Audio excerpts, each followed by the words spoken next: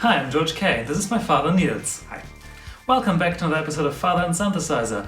Today, episode 29, and yet again we're talking about the QuantumFS synthesizer, which we've been building and developing for two and a half months now. Yeah, who would have guessed it takes that long? 2.5 months to design and build an entire new synthesizer concept. Who would have thought it would take that long? With a team of 2 people. Alright, I get it. Anyway, you had last week off? Yes. The week before that? The week before. Mm-hmm. So, and since we're all on lockdown, we couldn't go anywhere. True. Not that we would have gone anywhere anyway, Yeah. but we've spent that time working on the digital part of the QuantumFS synthesizer. And the digital part is basically one of our STM Essential Shield modules, which we've talked about a lot. And what can this module do? What does it do? Yeah, well, one of its main features, of course, is the MIDI to control voltage conversion. It takes MIDI messages, listens to a MIDI channel, and outputs a control voltage depending on the note that was played. Yeah, and that gets put into the oscillators, which translate it into music.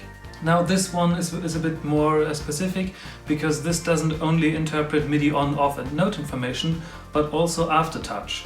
And since for a proper aftertouch response you'd need another analog channel, but all of the ones we have are used up, we came up with a neat little idea. How about when it gets an aftertouch on message, it turns a digital output from 0 to 1, so that's 3.3 volt. And we put that through an analog glide circuit, so you can control the time it takes after an aftertouch for the voltage to go from 0 to full. Now, we haven't tested this yet, we haven't even really implemented it yet, but I think that's going to sound pretty cool. Then we built in 2 ADSR envelope generators. Which take up 2 of the 4 analog channels we have. Right. And with those we have 2 modes of operation. One is it is triggered by a MIDI on signal, which we'll get back to later. Yeah, and starts a release phase with the note off signal. And the other mode is that you can switch it into looping mode. Which just means that after the release is over, the attack gets triggered again without a MIDI on message. So it just repeats infinitely. Yeah, this is quite neat because you can use that feature to abuse the ADSR as an LFO. Yeah, with a very interesting waveform. Yes, indeed. We have one set of controls for both ADSRs, which can be switched to from the front panel, so there's no menu diving involved. Yeah, you have 2 envelopes for the price of 1, basically. Yeah, and finally, on the major parts, we also have an LFO. Yeah, which would take up the 4th and last analog output, with the first being the control voltage. Right. And from the front panel you can choose what waveform the LFO should have. And how fast it swings. And the rate, yes. But then we also have the menu, which isn't implemented yet, but planned, that you can either sync the envelope via MIDI or not. You can have it running free.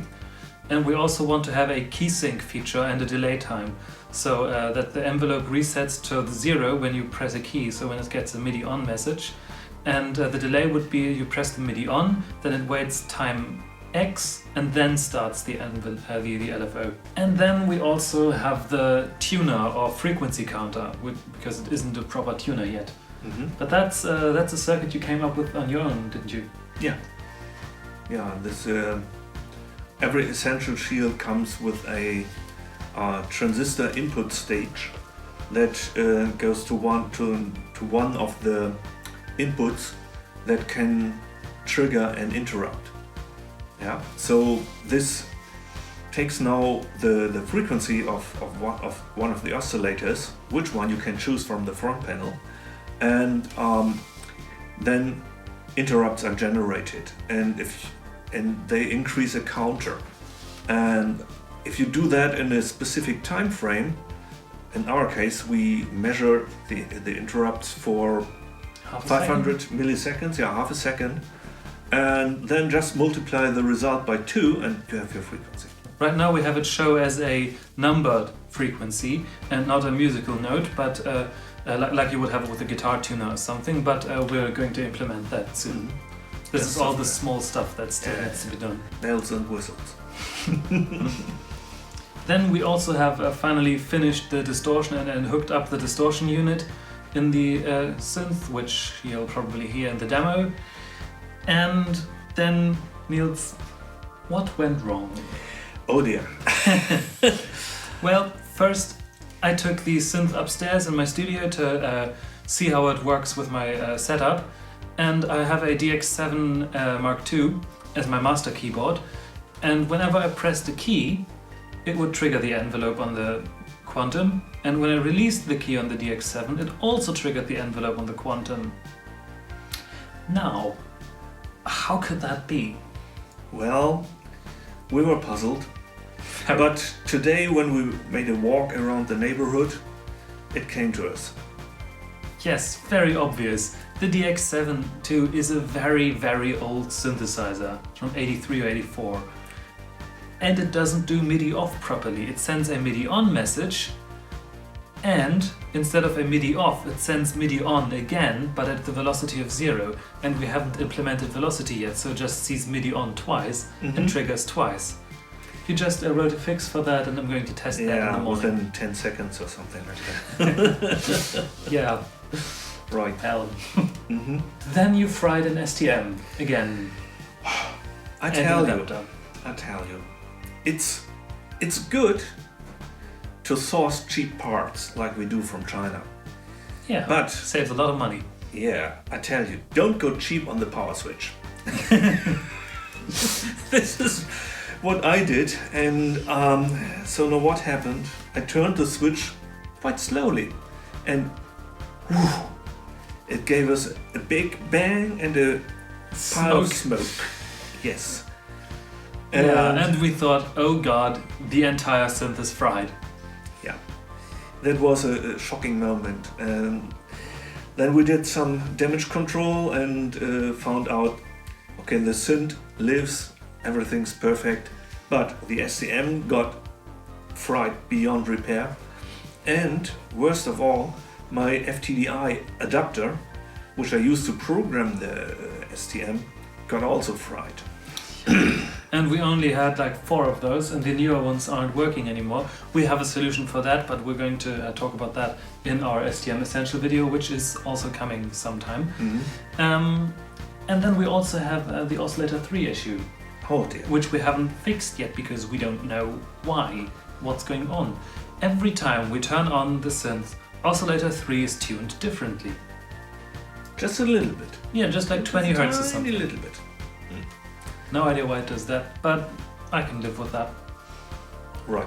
And as for the STMs, we're going to make a few more smaller projects with the STM Essential before releasing it fully. And then we'll have a website up for you with baby's first STM Essential projects. So you can buy a PCB, populate it, put the STM on there, and basically build your own first digital projects without much more than that. Like a frequency counter, we're thinking an easy LFO or something like that. And of course we're going to have all 4 major generative fountain modules done by then. Shouldn't be too hard, the 3rd one's almost finished. Yeah, then we had another issue mounting the display to the faceplate of the synth itself. And we solved that by 3D printing this part that you're seeing right now. This goes on the faceplate and is screwed in with a potentiometer, or the switch in this case. And it's measured so that it's the exact distance that it's being held by the switch, so you can see the screen from the front. In older versions, I just took a piece of tape and glued it, the display to the back of the front panel. But no, we wanted to go professional, and so now we have a 3D printer, and we're Yeah. going to do a video about 3D printing and synth manufacture. So that was that for this episode. I hope you all enjoyed it. We hope to see you again in 2 weeks, and as James May always says, like, comment, subscribe, and we hope to see you again soon. Thank you very much for watching, and remember, stay curious.